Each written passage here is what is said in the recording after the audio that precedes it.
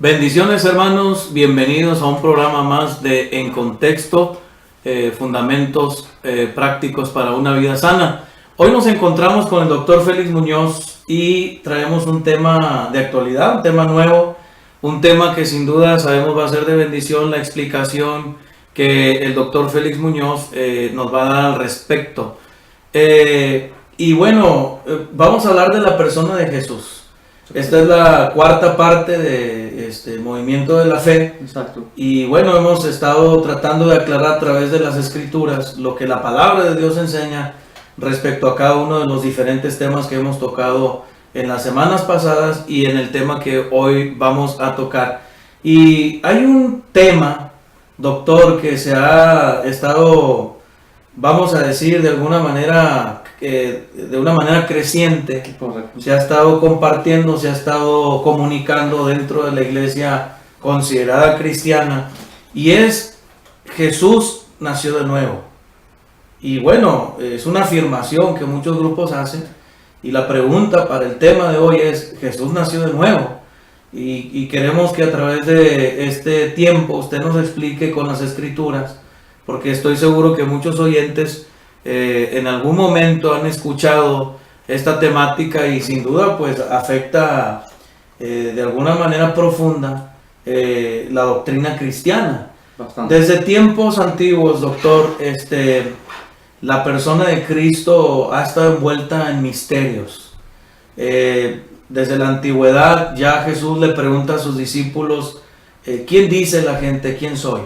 Aún los mismos discípulos no podían con certeza, excepto Pedro, hablar y decir quién era Cristo. Y él fue el que hizo la declaración que nosotros encontramos en las escrituras.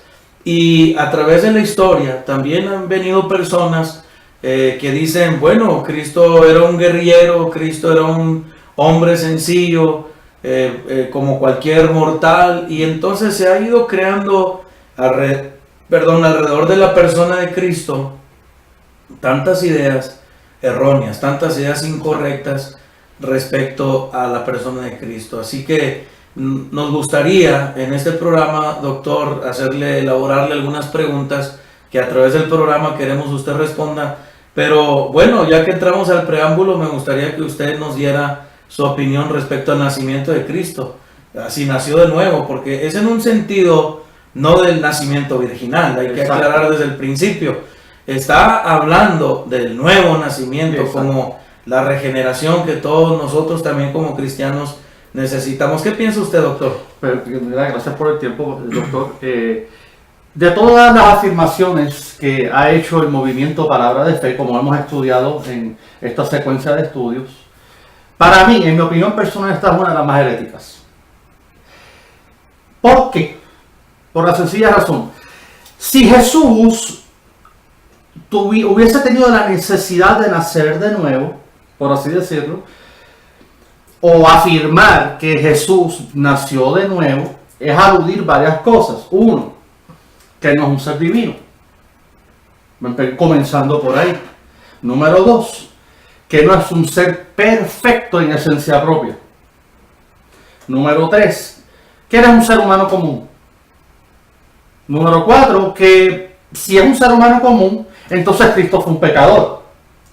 Porque por lógica, los únicos que necesitan nacer de nuevo son aquellos que en esencia propia son pecadores.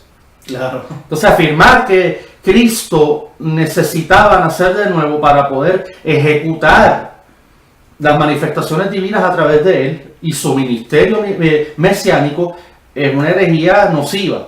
Y lo peor del caso, como usted mencionó en el preámbulo, muchos creyentes están adaptando este tipo de enseñanza por no indagar, por no escudriñar la palabra de Dios.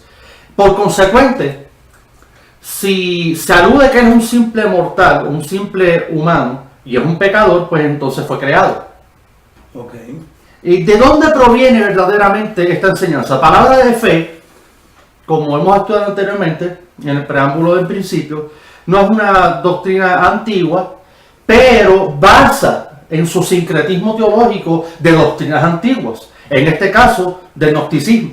Claro. El gnosticismo creía que lo material es impuro, pero lo espiritual o inmaterial no. Por consecuente, Cristo es un ser imperfecto, pecador e impuro. Y era imposible. Ahora, el gnosticismo tenía dos variantes diferentes, dos ramificaciones. Estaba la ramificación que decía que él era imposible que él fuese Dios encarnado porque al hacerse hombre es pecador e impuro. Pero estaba la otra variante, que es que cuando Cristo murió en la cruz, quien verdaderamente pagó por los pecados fue el Cristo espiritual, no el físico, que eso también es una herejía. Que también sale la herejía de la muerte espiritual. Exactamente, que eso también lo vamos a tocar más adelante, porque verdaderamente no tiene ningún tipo de fundamento, base, evidencial, lógica, y ni escritural, mucho menos histórica tampoco. ¿De dónde ellos sacan esta idea? Ellos sacan la idea de que Jesús tuvo que nacer de nuevo para cumplir su ministerio mesiánico en base al bautismo que recibió por Juan. Y entonces, según ellos, creen que la confirmación de su ministerio se vio cuando Dios habló y el Espíritu descendió como paloma, y ahí fue que él nació de nuevo. Verdaderamente, eso es ignorar verdaderamente el contexto cultural e histórico de las Escrituras. Efectivamente. Por una sencilla razón. Cristo, si nosotros nos ponemos a observar, Cristo nació en el Hanukkah, que era la festividad o el tiempo en el cual se consagraba, se santificaba el templo para hacer todo aquello que le correspondía a la divinidad, agradar, adorar, servir, cantar y a su misma vez una consagración personal para Dios y su servicio.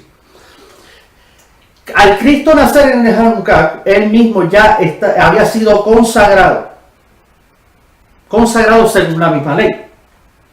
Consecuentemente, cuando hubo ese suceso del bautismo, era una reconfirmación de un hecho ya pasado, no de una acción que iba a ocurrir futura, porque ya el plan divino estaba trazado desde antes de la eternidad. Y qué importante entender ese proceso, eso que sucede en la persona de Cristo, como el caso del bautismo, como ya usted menciona, es una confirmación. Exacto. Y los acontecimientos eran necesarios públicamente que sucedieran, no por Jesús, sino por la gente que le rodeaba para que entendiera quién era Jesús. Exactamente. Ese es un punto importante. Exacto. En la cuestión de por qué Jesús fue bautizado. Exacto. Y por qué él también, cuando Juan se niega a bautizarlo, entonces él dice, no, es necesario para que se cumpla la escritura. Entonces, desde ahí partimos, como decía usted, en la cuestión del contexto histórico, cultural y de lo que estaba sucediendo en ese momento, porque aún Juan estaba sorprendido de que Jesús fuera para que lo bautizara. Exactamente. Entonces Jesús aclara, esto es necesario para que se cumplan las escrituras. Y quiero tomar desde este punto de partida, doctor. Jesús menciona para que se cumpla la escritura. Y creo que fundamentalmente para explicar una enseñanza tan errónea como este movimiento que usted está mencionando, tenemos que ir a las escrituras. Correcto. Porque ¿qué dice la escritura? Creo que lo más fundamental y lo más importante para cada creyente y para nosotros poder expresar correctamente la idea es qué dicen las escrituras. Porque partiendo de las escrituras nosotros vamos a darnos cuenta de que toda ideología humana se derriba, todo argumento, como dice el apóstol Pablo, que se levanta contra la sana doctrina, al estudiar, escudriñar, hacer una exégesis de la verdad, pues automáticamente va a caer todo ese tipo de argumentos. Entonces me gustaría empezar con el tema, con una pregunta fundamental, porque como ya decíamos, alrededor de la persona de Cristo hasta nuestros días. Sí. Recuerdo cuando sale la película de Código Da Vinci, que fue un ataque directamente a la fe. Correcto. La película que todavía no se ha pasado en México y se ha pasado en diferentes partes de Europa, que atacan a la persona de Cristo como un homosexual. Entonces el mundo, la filosofía, las ideologías y aún herejías que han nacido dentro del mismo cristianismo siempre ponen en la persona de Cristo en duda. Sí. ¿Quién es Cristo? Y creo que muchos cristianos aún cuando oran en el nombre de Jesús, tienen esa duda. dudas. Tienen dudas. Exactamente. Como me decía una vez un hermano, no estaré yo siendo politeísta, porque oro en el nombre del Padre, el Hijo y el Espíritu Santo. Y es un mal entendimiento, obviamente, pensar que creer en la Trinidad Exacto. es un politeísmo. Porque es una divinidad. No es una falta de observación correcta de las Escrituras, porque la Trinidad, que si bien no está la palabra en las Escrituras, vemos el concepto desde el Génesis. Es correcto. Desde el Génesis vemos la Trinidad, y obviamente no es el tema de la Trinidad, pero estamos hablando de una de las tres personas de la Trinidad, en este caso Jesucristo. Entonces la pregunta creo que nos va a ayudar bastante a desarrollar el tema. ¿Cristo es perfecto o es un ser imperfecto? Buena pregunta, doctor. Este movimiento, además de tomar el bautismo como base fundamental de esta herejía, para entender que Jesús nació de nuevo, malforman la palabra simiente cuando se refieren acerca de Jesús. Cabe aclarar, ¿no?, que hay dos tipos de análisis léxicos en las Escrituras. Está el análisis, como bien sabemos hermenéuticamente, léxico-semántico, que es el que toma un significado de manera global. Pero sabemos bien que eso es erróneo porque lo saca de su propio contexto. La palabra amor no significa igual en todas partes. Tiene varias connotaciones, varias inclinaciones: ágapo, agapao, fileos, eros, etc. Hay sin número. Al igual con la palabra divinidad, al igual como la palabra paz, etc. Sin número. La palabra simiente igual. Este movimiento toma la palabra y lo utiliza de manera despectiva, como que Cristo tuvo que ser creado. Entonces, si Cristo fue creado, es imposible que fuera un ser perfecto. Pero entonces, ¿qué dicen las Escrituras al respecto? Yo me quiero basar en este análisis en lo que corresponde a Colosenses capítulo 1. Perfecto. Del verso 15 al verso 20. Cabe aclarar que cuando Pablo escribió esto en el 61 después de Cristo, había una problemática en Colosas. Habían religiones místicas, de las cuales el gnosticismo era la más predominante, como hablamos al principio, que estaba malformando la imagen de Cristo. Y estaba dándole a entender a la gente que era erróneo creer en Cristo. Esta creencia moderna del nuevo nacimiento de Jesús no está lejos de eso. Toda falsa enseñanza, como usted bien mencionó al principio, yace de una cristología errada, verdaderamente. Si tenemos una cristología errada, automáticamente vamos a tener una imagen errada de Dios, porque Cristo es la imagen, y eso lo vamos a ver ahora.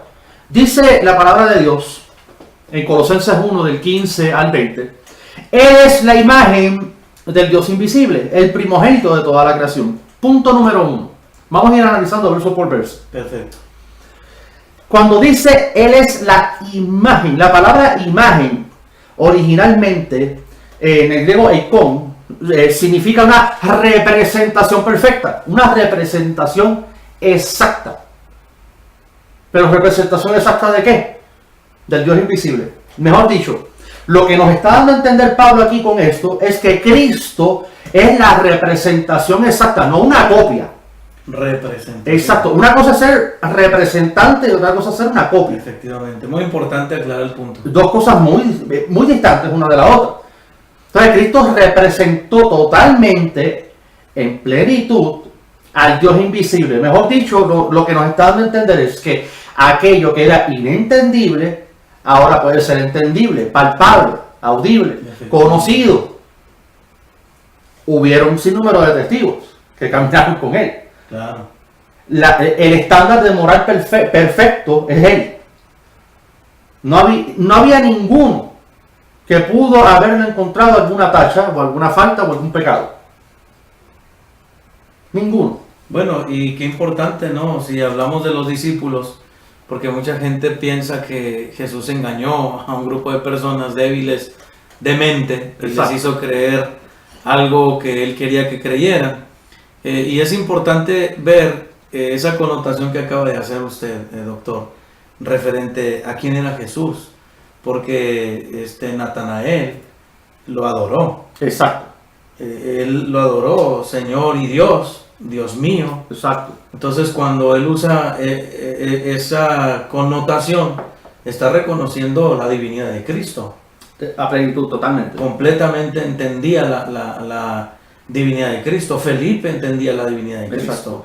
Aunque él decía, bueno, muéstranos al Padre y nos basta. Y Jesús hace una afirmación. ¿Desde cuándo? Tanto tiempo he estado con vosotros y no me habéis conocido. El que me ha visto a mí, Me ha visto al ha Padre. visto al Padre. Volvemos al contexto de lo que acaba de decir la Exacto. imagen. La esencia es Él. La esencia es efectivamente, porque cuando Jesús dice, el que me ha visto a mí, ha visto al Padre, volvemos al texto que acaba de leer. Él es la imagen. La representación exacta. Él está diciendo, yo soy la representación exacta del Padre. Si tú me ves a mí, estás viendo al Padre. Y el punto importante, y gracias por aclararlo, porque la gente piensa que Jesús tenía un grado de santidad menor. No. Cuando aquí especifica, vuelvo y lo repito, el griego icon originalmente lo que está hablando es la representación exacta. Sí. O por así decirlo, es la revelación de la santidad divina. Completa, absoluta. Entonces, Cristo reveló la santidad divina en forma corporal. Ujú. Entonces, es imposible que un ser santo, perfecto en esencia propia, goce de imperfección. Claro. Entonces, si este tipo de movimiento enseña que Cristo nació de nuevo, representa verdaderamente que es un ser imperfecto. Pero las Escrituras dicen otra cosa, y el Cristo histórico y la historicidad misma manifiestan que no es así, porque el estándar correcto de moral es Él. Claro. Sí, siempre enseñó con su carácter Eso. una vida de santidad a los discípulos. Siempre fue ejemplo de esa santidad. Definitivamente está haciendo alusión a uno de sus atributos. Exactamente. Todos los atributos comunicables, Cristo los expresó. Claro. Todo Entonces, lo que podamos entender de Dios. exacto, porque se entiende que están los atributos no comunicables, comunicables, los entendibles y los no entendibles, porque Él es un ser infinito. Nosotros tenemos una mente finita. Claro. Entonces, Cristo, en su personalidad, en su humanidad, mostró la divinidad. Y aquí hay un punto fundamental que Pablo toca a Colosas. Dice, el primogénito de toda la creación. La palabra primogénito, histórico y culturalmente hablando, habla del hijo mayor con cargos administrativos. Mira qué interesante eso. En esos tiempos se acostumbraba, tanto en la cultura hebrea como la greco-romana, en toda esa área, de que el hijo mayor tenía una responsabilidad que no tenían los menores. Entonces, el padre le otorgaba la responsabilidad de administrar ciertas cosas. Aquí lo que está dando a entender con el primogénito de toda la creación es quien tiene derecho de administrar la creación. Por consecuente, si Cristo hubiese nacido de nuevo, hubiese sido igual que nosotros. ¿Y qué ser humano tiene derecho de administrar la creación? Ninguno. Lo podemos ver con las sanidades que él hizo. Claro. Voy a poner un ejemplo, no lo traía, pero viene a coalición. Un ciego se le acerca y tomó barro. Utilizó materia para una materia. Creación para una creación. Lo mismo que hizo en el Génesis. Exactamente. Y aquí, y gracias por acordarme porque se me había pasado un punto con lo que acaba de aclarar. Cuando Pablo habla del Dios invisible, está hablando exactamente el mismo relato. Y con la administración, todo esto tiene que ver con lo mismo. Cuando leemos Juan capítulo 1, verso 1, Juan proyecta lo mismo que está proyectando Pablo aquí, pero con otra palabra. En el principio era el verbo y el verbo es Dios. La palabra verbo, como bien sabemos logos, mucha gente piensa que es que Cristo es la expresión solamente, porque el verbo significa la expresión. Está muy hermoso, pero va mucho más allá. Sí, claro. Porque verdaderamente están perdiendo la connotación correcta del verbo mismo. Y del qué interesante aclarar esa ideología de la cristología que se forma dentro de la iglesia evangélica, porque mucha gente toma a Jesucristo como el hermano mayor. Exacto, y no. Y ese tipo de... Es una metáfora que se está utilizando para la administración que da. Y también muy importante explicar las figuras literarias que encontramos en la Biblia para poder hacer entender a los oyentes quién es Cristo, porque Pues también otro de los conflictos en la mente de la gente respecto a la persona de Cristo, una que es el hermano mayor, otra de las cuestiones es que era un humano con superpoderes, porque como él había tenido la confirmación del Espíritu Santo, pues el Espíritu Santo en esencia total a él sí le otorgó todos los poderes que nosotros no podemos tener. Entonces todo ese tipo de ideologías también nos lleva a la siguiente pregunta, doctor. Cristo es poderoso, porque ahorita usted hablaba del barro. Exacto, utilizado los elementos. Y al estudiar la divinidad de Cristo, tenemos que ir al principio de todas las cosas, ¿verdad? Porque en Génesis encontramos que la forma que Dios utiliza para hacer al hombre es el barro. El barro, exactamente. Y vamos al milagro de Cristo con el ciego, y utilizó barro.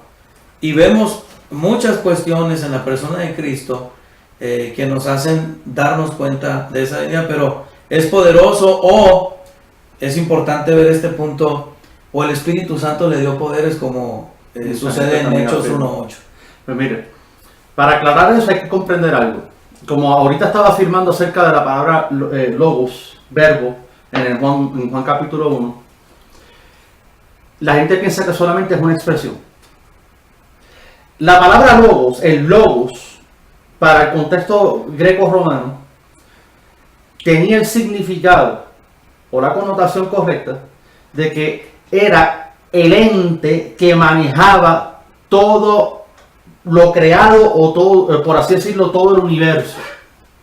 Cuando Juan proyecta a Cristo como el verbo que estuvo con Dios y es Dios, está dando a entender exactamente el efecto creativo y poderoso de él, dando a entender su poder creador, no creativo, creador. Bueno, sí, porque si decimos creativo, es la inspiración para hacer algo. Entonces nosotros también tenemos el poder creativo, ¿no? Yo declaro, yo decreto, yo determino. Y así se va a hacer. Efectivamente, y es importante aclarar que la palabra, el verbo, el logos, no es simplemente un poder creativo. No. Estamos hablando del creador. El que rige el universo, el que lo sostiene. Por eso aquí mismo sigue diciendo el verso, porque en él fueron creadas todas las cosas. Las que hay en los cielos, las que hay en la tierra, las visibles e invisibles, sean tronos, sean dominios, sean principados, sean potestades. Todo fue creado por medio de él y para él. Aquí hay dos puntos importantes. En él y por medio de él. Aquí está poniéndote dos cosas. En él, como el agente, por medio de él, el instrumento. Dando a entender que toda la creación no solamente está basada por su poder, sino que está basada en su autoridad, y es él quien la establece. Porque aquí viene un punto fundamental. Pablo está presentando no solamente gobiernos humanos, está presentando seres angelicales, lo visible y lo invisible. Efectivamente. Sean tronos, sean dominios. Está presentándote ambas esferas, material e inmaterial. O sea, todo lo que implica el universo, todo lo que implica el mundo espiritual, todo lo que implica... A partir de Dios, todo lo que implica fuera de él. Efectivamente. Y si es poderoso, si no fuese poderoso Cristo, él no fuese la esencia de todo lo creado, porque verdaderamente él no solamente es la inspiración de lo creado, él fue el medio por el cual también se creó todo. Muy importante. Y aquí viene un punto fundamental que ahorita usted tocó, la Trinidad de Dios, la Trinidad de Dios. Creemos fielmente que Dios es una divinidad. Es uno solo. Uno solo. Por eso Apocalipsis 4 dice un solo trono. Es un solo Dios. Exactamente. Pero manifestado en tres personas. Es de carácter funcional. Y es importante ese punto, ¿no, doctor? Porque, bueno, a través del estudio de las escrituras y a través de las ideologías y los pensamientos, como algunos que piensan que cuando hablamos de la Trinidad estamos hablando de una de tres divinidades distintas. Y no, estamos hablando del punto que usted acaba de decir, de carácter funcional, de carácter administrativo. Es muy importante, de carácter funcional, no de carácter esencial. Exactamente. Porque la esencia es divinidad. Son dos cosas muy distintas, ¿no? Carácter funcional y lo que es la esencia. Exacto. Entonces, el Padre, el Hijo, el Espíritu Santo son de la misma esencia. Por eso nosotros creemos en la Trinidad de Dios. Exactamente. Creemos en un solo Dios. Amén. Entonces, manifestado en tres personas, con diferentes funciones, pero es un solo Dios, o sea, no hay contradicción al entenderlo. Entonces, estamos en la cuestión de, bueno, como usted decía, Cristo es poderoso. Absolutamente. Y no es poderoso por lo que Él hace, es poderoso por quien es Él. Y qué importante entonces, retomando otra vez, entonces Jesús no tenía poderes por el Espíritu Santo como, vamos a decir, sucedieron las manifestaciones de la carismata en Hechos capítulo 2, Exacto. cuando se derrama el Espíritu Santo y entonces empieza a haber manifestaciones. Entonces no es ese efecto. No es igual. Muy importante. Exacto, muy importante. Eso es importante aclararlo, y gracias por traerlo, porque Cristo es poderoso en esencia personal, en Él. La gente piensa que era poderoso porque el Espíritu de Dios estaba en Él y sobre Él. No, para nada. Hay que tener un punto fundamental, claro aquí, una idea clara, de que Cristo manifestaba su poder por el Espíritu, pero el poder estaba ya en Él. En Él, claro.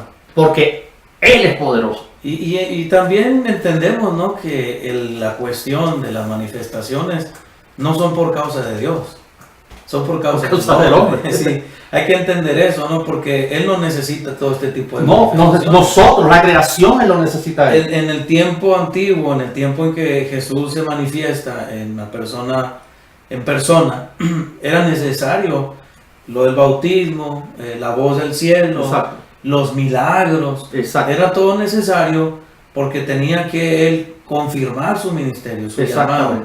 Pero sobre todo, expresar su esencia de quién era Él, Emmanuel, Claro. Dios con nosotros.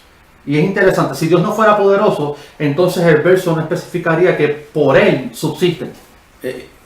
Y aquí es fundamental. La palabra subsistir originalmente significa mantener unido. Entonces, si el universo tiene un orden que ya está establecido para que siga su curso, es porque es Él quien lo hace. No es que Él lo hizo, no. La palabra originalmente es activa. Significa que mantiene constantemente en unidad. Efectivamente. Y que mantiene el ciclo. Pongamos un ejemplo. Si este globo terráqueo rota, es porque es Él quien lo hace rotar. Claro. Si este globo terráqueo está sostenido sobre la nada, como entre comillas, ¿no?, en el macrocosmos, es porque es Él quien lo sostiene. Si los eventos atmosféricos se ven tal como son, es porque es Él quien los mantiene. Entonces la conclusión de la pregunta sería, doctor, es poderoso. Jesús es poderoso no por la manifestación del Espíritu en el día del bautismo, sino porque en esencia Él es Poderoso. todopoderoso. Exacto, porque ahorita usted tocó un punto importante. Cuando Él dijo, el Padre y yo somos uno, ¿desde cuándo estoy con vosotros? Desde hemos No me han Padre. conocido. ¿Desde cuándo? Desde el primer momento. Que Y Jesús también dice, si no me creen a mí por mis palabras, créanme por las obras. Entonces está hablando de su carácter, Exacto. de su esencia como Dios, Exacto. ¿verdad? De la divinidad de Cristo. Y bueno, entendiendo entonces que Cristo es poderoso o todopoderoso. Exacto, todo. Todopoderoso. Y vemos eso en el libro de Filipenses, cuando todo se dobla. Toda rodilla se dobla delante de Cristo. Entonces tiene el poderío. Tiene todo el control. Toda potestad me fue dada. Todo poder. Toda autoridad. Toda autoridad. Efectivamente. Entonces eso nos lleva a la tercera pregunta, que también es esencial. ¿Cristo es supremo? Porque otra de las herejías que se han manifestado a través de toda la historia de la iglesia es: Cristo es el ayudante de Dios. Cristo es la expresión divina. Esa es la cuestión aquí. Porque si fuera un simple ayudante, no necesita. Yo no necesito ayudante. Vamos a empezar por ahí. Para empezar. Mire, una vez me hicieron esta pregunta. Antes de que todo fuera creado, ¿con quién Dios tenía comunión? Mi respuesta fue sencilla: consigo mismo. Con el mismo. Porque no necesita a nadie. Al contrario, todo lo que subsiste y existe, lo necesita Él. Está sujeto a Él. No está sujeto a Él. Dios no está sujeto a ninguna ley. Dios no está sujeto a ningún poder. Dios no está sujeto a ninguna norma que le diga a Él qué hacer, cómo hacer y cuándo. Al contrario, todo está sujeto a Él. Todo está organizado y ordenado por Él. Aquí viene un punto fundamental en el verso 18. Sabemos que ya todo subsiste. Y Él es la cabeza. La cabeza originalmente es la autoridad. del cuerpo, Ok. que es la iglesia, dando a entender como el medio de expresión. Así como Dios se expresó de manera corpórea mediante Cristo en totalidad, la iglesia como cuerpo de Cristo tiene la obligación moral de representar y de expresar naturalmente a Cristo. Así como Cristo reveló, mostró la santidad de Dios, la iglesia de igual forma es el cuerpo de Cristo. Ya el cabeza, la cabeza es la que ordena, la cabeza es la que manda, la cabeza es la que organiza, la cabeza es la que mantiene el cuerpo en una función correcta. Pues entonces la iglesia tiene la responsabilidad de igual manera. El creyente verdadero tiene la responsabilidad de vivir como Cristo, moral, espiritualmente hablando, en todos los aspectos. Entonces, ¿por qué? Aquí se ve claramente dos cosas: el poder de Dios y la supremacía de Él, de Cristo. Efectivamente. Yo no puedo sujetarme a alguien que no tenga una autoridad mayor que la mía, supremacía por encima de mí y poderío por encima de mí. Por consecuente, la iglesia reconoce y debe reconocer mediante las escrituras de que Él goza de todo eso en su esencia personal propia, no porque otro lo reconozca, porque aunque nadie lo reconozca, lo sigue haciendo. Y es importante, ¿no? Porque cuando habla de que Él es la cabeza, no está diciendo que la iglesia reconozca a Cristo como la cabeza. Exacto. Porque es muy distinta la ideología, principalmente en Latinoamérica, en el pensamiento, de muchas ideas bíblicas. Entonces mucha gente, volvemos a lo que decíamos al principio, bueno, Jesús es nuestro hermano mayor y nos puso el ejemplo en todo. Un simple ejemplo. Sí, es un simple ejemplo que Dios usó para que nosotros pudiéramos imitar ese estilo de vida. Ahora, y es importante, doctor, expresar correctamente en este punto la esencia de Cristo, de la divinidad, la Exacto. expresión, como ya usted nos explicó en el versículo 15, del Padre, y en esencia correcta, interpretada correctamente, es que Jesús es Dios. Es correcto. Que Jesús es Dios y no es un simple subordinado. Exacto. Porque la doctrina de la subordinación entonces pone a Jesús a los pies de Dios. Entonces, si Cristo está a los pies de Dios y hay un solo Dios, entonces Él no es Dios. Cristo es un Dios Exacto. o no es Dios. No es Dios, Perdón. exactamente. Entonces, porque en la Biblia de la traducción del Nuevo Mundo dice que en el principio era el verbo Era un Dios. era un Dios. Entonces hay dos dioses. Y es muy importante porque también, hablando de la esencia de Cristo, pues ¿quién es Cristo? Es importante entonces ir al Antiguo Testamento y entender el yo soy del Antiguo Testamento. Exacto. Es el yo soy del Y la misma afirmación a Cristo de eso. Yo soy. Es lo mismo. Es igual. Entonces, el pastor del Salmo 23 es el buen pastor de Juan 10. Es correcto. Entonces, y Jesús utiliza todas las figuras del templo Es correcto. para afirmar, Que- y era importante en el contexto hebreo, para afirmar quién era. Exacto. Porque para ellos cada puerta representaba Es correcto. algo importante en su cultura religiosa. Entonces Jesús dijo, yo soy todo eso. Exacto. Yo soy el cumplimiento de todo lo que ustedes creen. Entonces, y yo soy. El gran yo soy que se le mostró a Moisés. Exacto. Entonces, el yo soy del Antiguo Testamento es el yo soy del Nuevo Testamento. El mismo que se le mostró a Moisés en la antigüedad fue el mismo que se le mostró en el monte a los discípulos cuando se transfiguró. Efectivamente. Es el mismo. Es el mismo. Entonces, si nosotros nos ponemos a observar detalladamente, aquí hay un punto fundamental. La iglesia, el creyente debe. Usted dijo algo que es importantísimo. Ven a Cristo como un vivo ejemplo. Cristo es más que un ejemplo. Cristo es la excelencia moral. Sí, sí. Entonces, si Cristo es la excelencia moral, es imposible que yo pueda imitar la excelencia moral porque yo soy un ser pecador imperfecto. Por consecuente, Él es perfecto en esencia propia. Entonces, ¿cuál es la responsabilidad de la iglesia? Rendirse a la soberanía de Dios para que Cristo naturalmente sea expresándose a través de ella. No un vivo ejemplo. Porque si fuera un ejemplo no necesita de una capacidad para poder llevar a cabo. Solamente se necesita el camino a seguir. Cristo es mucho más que el camino a seguir. Cristo es la misma vida. Por eso aquí mismo especifica en el verso: el que es el principio el primogénito de entre los muertos. Punto número 1. Primogénito aquí es diferente que primogénito en el verso 15. En el verso 15 habla acerca del carácter administrativo de la creación. Pero aquí él ya viene siendo el primero en resucitar. El primero de la resurrección. Exactamente. Por eso es muy importante el contexto. Exacto, porque aquí dice, pero mira qué interesante, de entre los muertos, no dice el primero de los muertos. De entre. De entre. La comparación que hace Pablo, o la retórica, es la palabra correcta que utiliza Pablo aquí, habla claramente que al decir de entre como una posición suprema, si lo hubiese puesto como bien dice aquí, de los muertos, no de entre los muertos, entonces lo hubiese puesto a la par con los otros seres humanos.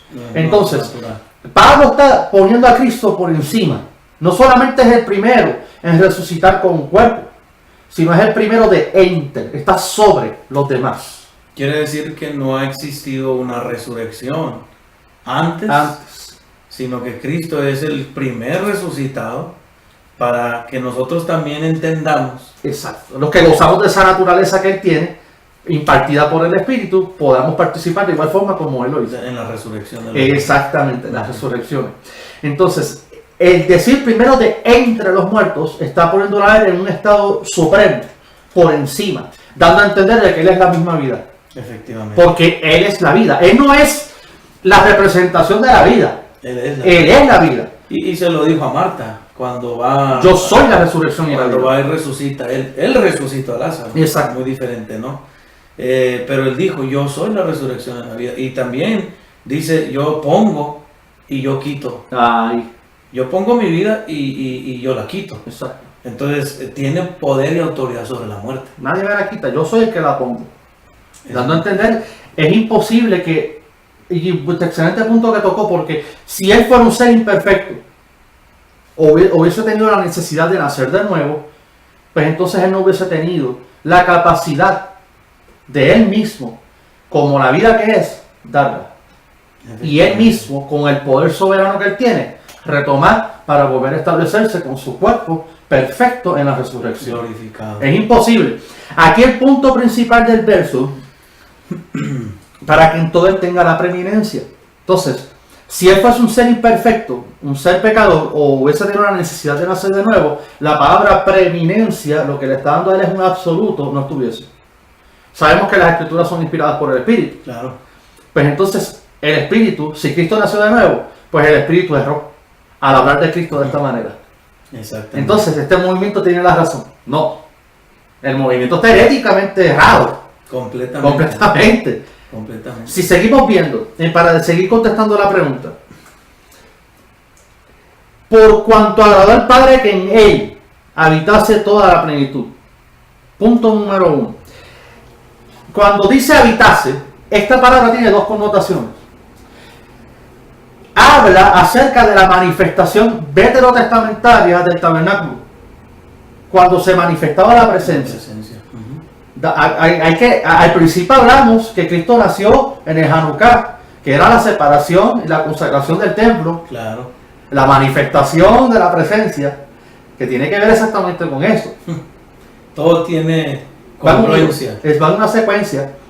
Y cuando dice habitar, se está hablando de esa presencia que habitaba en el tabernáculo. Pero a su misma vez, lo que está dando es el deleite de Dios en estar. De Él estar en presencia. Presencia, exacto, personal. Exactamente. En la antigüedad se manifestaba de manera visible, no tangible. La Shekinah. Exacto, la Shekinah se manifestaba de manera visible, no tangible. Exactamente. Pero ahora se manifestó visible, tangible, palpable, hasta inhalable. Podías oler su aroma. Podías tentarlo, abrazarlo, convivir, comer junto con Él. Entonces, aquí especifica, agradó al Padre. Aquí ya está agregando, la Trinidad se encuentra aquí. Está el Padre, está el Hijo, pero la misma plenitud, según el contexto hebreo, de los hebreos, lo que daba a entender era el Espíritu de Dios. Exactamente. Y qué importante, porque mucha gente, cuando habla de la crucifixión de Cristo, en nuestro lenguaje común, corriente, entendemos hijo de Dios como un hijo normal, natural. Exacto. Pero la palabra hijo de Dios en el contexto hebreo es igual a Dios. Exactamente. De otra manera no hubiese habido ninguna razón de crucificarlo, porque los judíos también decían, nosotros somos hijos de Abraham. Y la referencia de decir somos hijos de Abraham es porque estaban diciendo somos hijos de Dios. Entonces es muy importante aclarar también en este contexto de quién es Jesús, que cuando habla del Hijo de Dios, no está hablando en el sentido común que nosotros comprendemos en nuestro vocabulario común latinoamericano. Está hablando en el hebreo de igual a Dios, porque por eso le preguntan, ¿tú eres el rey de los judíos? O sea, la pregunta de rey tampoco era tan sencillo decir. No. Por eso se burlaba Herodes, por Exacto. eso él decía, ¿de qué rey me están hablando? Porque Jesús no era una amenaza política, aun sin embargo era una amenaza religiosa para los fariseos. Exacto. Entonces, porque ellos conocían el contexto histórico de la divinidad. Exactamente. Y Jesús afirmó constantemente cuando era le la dicen, divinidad. ¿eres tú el Hijo de Dios? Sí, Tú lo has dicho. sí soy. O sea, Jesús nunca negó su divinidad, al contrario, aún cuando estaba siendo juzgado, aún cuando estaba siendo maltratado, él hacía la misma afirmación. Exactamente, soy. Yo soy. Y buen punto que tocó, pastor, porque la gente tiene un concepto tan errado de la divinidad. Mira, aquí especifica claramente toda la plenitud. La palabra plenitud en el original significa deidad. Entonces, ¿qué significa verdaderamente deidad? Es la suma de todos los atributos divinos. Completo.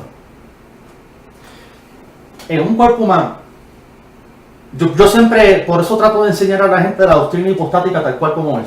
Efectivamente. Él es completamente hombre, completamente Dios. No hay paralelos, no hay porcentajes, Él es pleno. Por eso dice plenitud. Plenitud. En un cuerpo humano, la divinidad encarnada. Completamente. Completamente.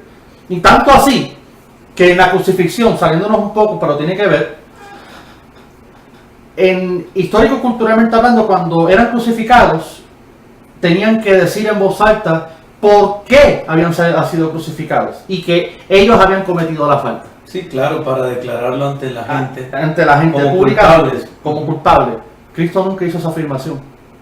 Mientras Cristo estuvo colgado, Padre, perdónalos porque no saben lo que hacen. Escrito está. Mencionó el Salmo 22.1. Elí, la sabactani, porque me has desamparado. Salmo 22.1. Para demostrar a la gente que él era el Mesías. Que él es la divinidad encarnada. Aún estando en la cruz, Aún estando en el momento de sufrimiento, dio evidencias. dio evidencias. Entonces, si observamos bien el texto, dice, agradó al Padre que en él habitase toda la plenitud. La palabra habitar y plenitud lo que da a entender es la expresión de todos los atributos divinos y la santidad de Dios de manera entendible. En Jesucristo. Exactamente, Cristo es verdaderamente la divinidad encarnada, la santidad de Dios mostrada al hombre. Entonces, contestando la siguiente pregunta que me hizo, porque tiene que ver todo en una línea Claro, contextual. Todo viene. La esencia principal de su obra es reconciliar. Claro. Por eso especifica el verso 20, y por medio de él reconciliar consigo todas las cosas. Así las que están en la tierra como las que están en los cielos, haciendo la paz mediante la sangre de la cruz. Efectivamente. Y viene la temática de la crucifixión que acabamos de hablar anteriormente. Si Cristo hubiese nacido de nuevo, hubiese sido un sacrificio imperfecto. Y es muy importante precisamente irnos al contexto del Antiguo Testamento, porque todo el ritual religioso del sacerdocio se cumple en Cristo. Es correcto. Cuando Juan lo ve, dice aquí el Cordero de Dios, que quita el pecado, no lo cubre, porque la expiación en el Antiguo Testamento o la propiciación era para cubrir. El propiciatorio cubría. Exacto. Entonces, de alguna manera, para que Dios no viese los pecados del pueblo, pero el Cordero perfecto, que es Cristo, quita. Lo limpia totalmente. Lo quita. Exacto. Y es muy importante entonces entender esta doctrina de la expiación, Ajá. porque quita el pecado. Exacto, no lo cubre. Obviamente hablamos del pecado adámico, de la Exacto, condenación, de la exacto. maldición del pecado heredado. Entonces, es muy importante entender en nosotros quién era Cristo. Sí. ¿Qué era Cristo? ¿Quién era Cristo? ¿Y qué es lo que vino a ser Cristo? Un ejemplo, tocó un ejemplo perfecto. Hebreos, como podemos ver en todo el contexto de Hebreos, en la carta neotestamentaria, vemos las comparaciones que se hacen en la antigüedad con lo que hizo él. Y al fin y al cabo, la conclusión de Hebreos siempre es que él es un ser supremo, perfecto en sí mismo, Efectivamente. en todos los aspectos. Y esto nos lleva a la última pregunta, doctor Félix Muñoz. ¿Cuál es la característica principal de su obra? ¿Qué es lo que nosotros podemos, a manera de conclusión del tema, evidenciar sobre la persona de Cristo? ¿Quién era Cristo? Su obra. ¿Por qué nosotros podemos afirmar y cómo podemos afirmar como Pues mire, cristianos? pues mire, doctor, en este aspecto, en base a lo que hemos estado observando contextualmente, en su propio contexto, tanto histórico como léxico, es que él es un ser divino. Dios mostró la divinidad.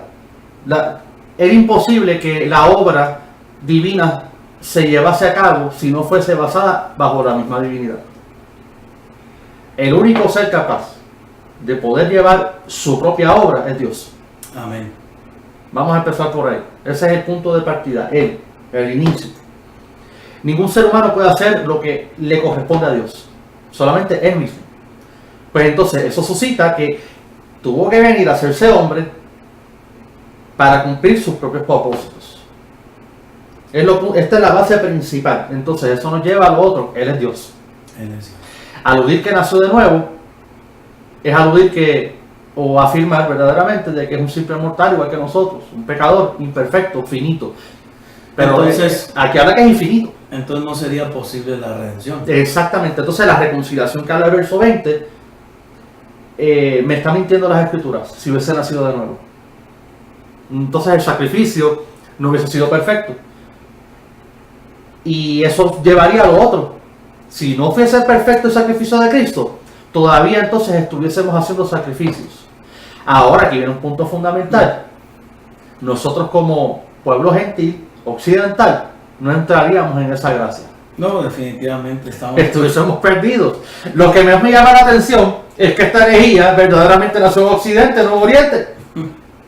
Por una mala interpretación. Exactamente. de las Y ellos mismos, sin darse cuenta, se están anulando del pacto nuevo. Claro, claro. Qué importante, definitivamente, doctor, estas explicaciones doctrinales, Exacto. estas explicaciones bíblicas, ¿no? Porque pues eso nos hace a nosotros darnos cuenta de la gran necesidad que tenemos de hacer un exégesis. Y bueno, definitivamente creo que explicando versículo por versículo, como lo ha estado usted explicando, nos ayuda a tener un criterio mucho más amplio de la obra de Cristo, de quién es Cristo. Exacto. Y creo entonces con esto nosotros vamos entendiendo pues que Cristo no era un simple hombre, No, que Cristo no es nuestro hermano mayor, no. que Cristo no era un revolucionario, no era un guerrillero, no era una persona que estaba buscando un crédito social, sino que Él tenía un solo objetivo, y es redimir al hombre. Exacto. Entonces, podemos comprender, ¿verdad? Porque nos falta tiempo. Siempre. Es un ser divino. Es Dios. Es perfecto y eterno. Eso es fundamental. No fue pecador. Es ni tampoco será. Y por sobre todas las cosas no es un ser creado. Entonces, esto que acabamos de observar en las Escrituras desmiente completamente que Jesús nació de nuevo. ¿Qué he notado en base a este tipo de enseñanza herética? Que las herejías tocantes a la negación de Cristo de la antigüedad, como lo era el gnosticismo, el docetismo, el hebreonismo, el marcionismo, el monarquismo y el arianismo, están centralizadas exactamente en palabra de fe, en este punto del nuevo nacimiento. Qué interesante, doctor. Definitivamente, pues es un tema, como ya usted lo mencionó, extenso. Sí. falta siempre el tiempo para explicar, pero estamos convencidos que usted como oyente va a recibir, va a poder comprender más claramente lo que estamos explicando cuando usted también se siente y analice con nosotros las escrituras. Agradecemos al doctor Félix Muñoz por esta explicación y también queremos invitarle a usted a que siga usted sintonizando el programa de En Contexto en YouTube, en Facebook. Síganos, compártalo. Habrá gente en alguna parte que pueda ser edificada. Hay lugares donde tal vez no pueden llegar más que este tipo de programas. Y nuestro objetivo sigue siendo el mismo, doctor Félix Muñoz, edificar al pueblo de Dios. Traer luz. Así que queremos agradecerle a cada uno de ustedes y vamos a escuchar las últimas palabras del programa con el doctor Félix Muñoz. Bueno, agradecemos su sintonía. Como dijo el doctor Parada, los esperamos en nuestra próxima transmisión. Síganos a través de las plataformas de las redes sociales. Y nuestro fin y el propósito es arrojar luz en base a las escrituras sobre qué es la verdad en el propio contexto, no fuera del contexto. Y qué importante, ¿no? Dentro del contexto de su propio contexto escritural. No de ningún tipo de corriente, de ideología o pensamiento, excepto lo que dice la escritura. Bendiciones, amados hermanos, y sintonícenos para el próximo programa. Bendiciones.